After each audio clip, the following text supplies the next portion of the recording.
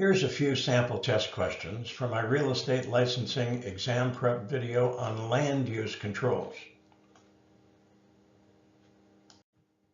The goal of my entire exam prep video series is to help you pass your real estate licensing exam. So here's a few questions on land use controls. These are typical exam questions. You can pause the video if you need more time to answer. And after each question, I will have the answers, explanations. I'll put the information into context and give you some test tips along the way. And as always, I really encourage you to take notes. All right, here's your first question. I'll give you a few seconds to answer and then we'll review.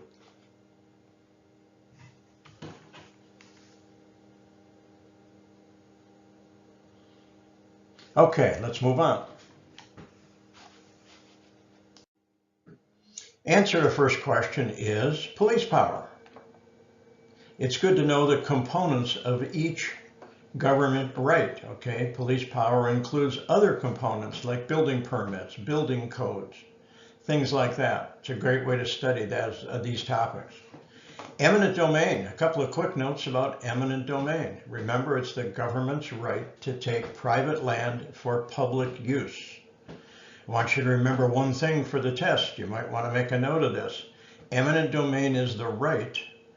Condemnation is the process they use to exercise their right of eminent domain. Condemnation is the process. Taxes, third government right in land. Property taxes, other key words, things you want to remember for the test.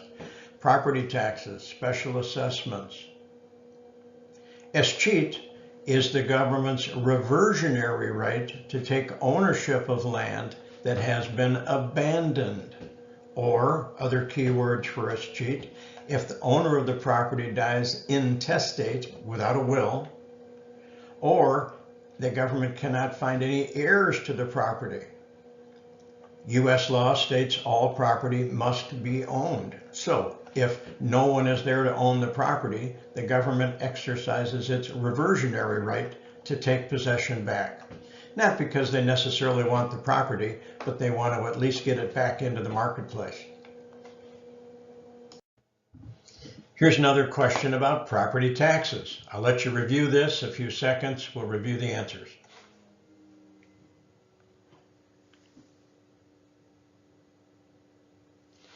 Okay, here we go. Let's take a look at the answers. Correct answer here for number 2 is going to be the assessed value. It's very important you pay attention to the terminology on the test. They may use other phrases like the assessed value is 80% of the current market value, which means you'll have to compute the assessed value before you're able to calculate the property taxes. Question 3.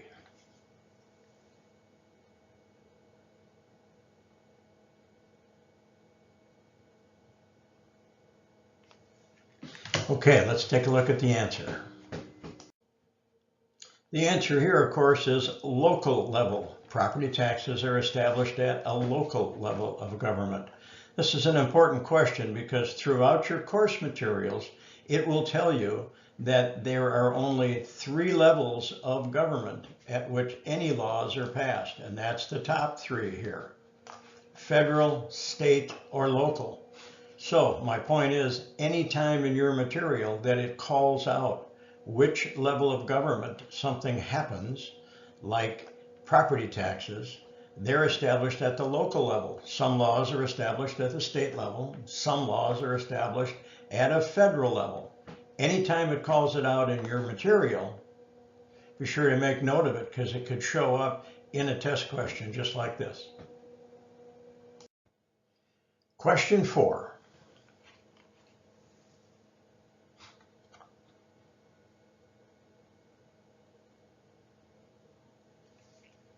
All right, let's review the answer. Okay, answer to number 4 is C, both A and B, both deed restrictions and CC&Rs. So this means, number 1, you need to know what the acronym CC&Rs means. That is, conditions, covenants, and restrictions, usually used in townhomes, condominium complexes. But who else uses private controls on land as distinctly different from government controls? These would be developers. Developers often put deed restrictions on developments to maintain the value within the development. Typical deed restriction could be a fence no taller than 6 feet in the front yard, or you have to paint your house a certain color. So deed restrictions and CC&Rs are often used by developers to maintain the values of their property, and they are very good examples of private controls on land. Question 5. I'll give you a few more seconds on this one to digest the question and all of the answers.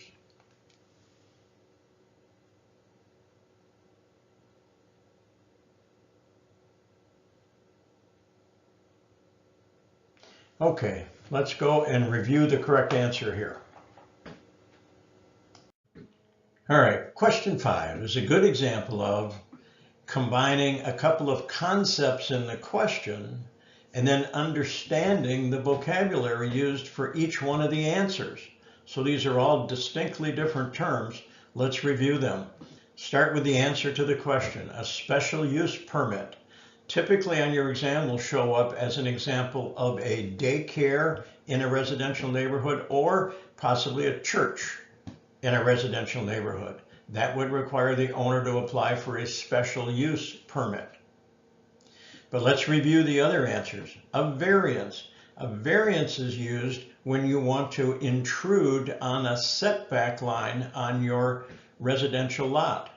Most residential lots have a side yard, front and rear yard setback requirement, which means you can't build all the way out to the lot line. You have to stay set back from the lot line 10, 15, 20 feet, depending on the ordinance. If you want to intrude on that for whatever reason, you make a case with the city and you apply for a variance. A building permit is going to be used obviously for a new building or for remodeling. And a non-conforming use is very different from a special use permit, but here's where people get mixed up on the test. So let me explain a non-conforming use and the difference between that and a special use permit. A non-conforming use is created when a city changes the zoning around an entire area.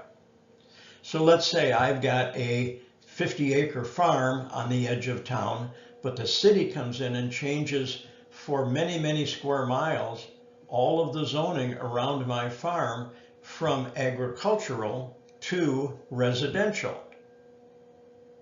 So now it turns out that my farm is not in an agriculturally zoned area anymore. Now my farm is located in a residentially zoned area, which some of my farmer neighbors may decide that's good because now a developer who wants to build houses may be interested in buying the land because the city has already rezoned it to residential.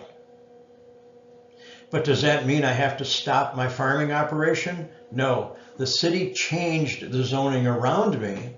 It wasn't my choice, it was the city's decision. So now my zoning has changed and I'm farming in a residentially zoned area. I can stay. The term in your material says my farm is grandfathered in. I can stay there as long as I keep it and use it as a farm, and I can have a farm in a residentially zoned area because the city created my farm as a non-conforming use and I'm grandfathered in. Those are the terms you want to watch for on the exam. I hope you found those practice questions helpful. Please check out my land use control video as well as my videos on the other 9 national exam test topics. And be aware that I will soon be putting up additional 5-question videos for each of the other 9 national exam topics. Remember, my goal here is to help you pass your real estate licensing exams. And as always, like, share, subscribe, or comment on my videos. I would appreciate that. Good luck on your exam and your career.